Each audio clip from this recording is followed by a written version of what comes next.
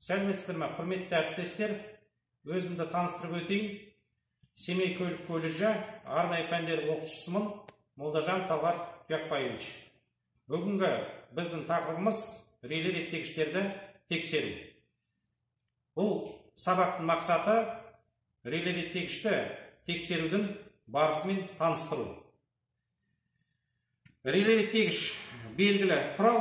Реле реттегіштің негізгі қызметі генератордың кернеуін реттеу болып табылады. Алғашқы реле реттегіштер генератордан бөліп қойылатын, бірақ бүгін күнгі реле реттегіштер олар енді көлем жағынан ықшамды болып келеді және генераторлық құралдың құрамдас бөлігі болып табылады.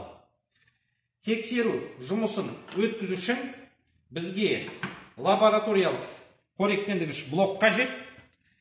Реле реттегіштің өзі және де мына индикаторлық лампаның көмегімен кернеудің мөлшерін анықтай аламыз.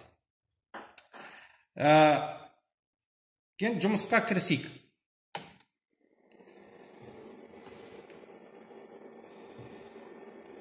Ең бастысы, біз реле реттегіштің өзіне плюс пен минусты әпереміз. Ол үшін міне қоректендіргіш блоктың өзінің бір қосқыштары бар. Щеткаларға лампаны қосамыз. Міне лампа қазір жанып тұр.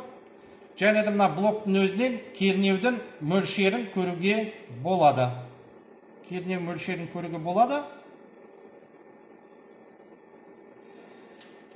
Енді міне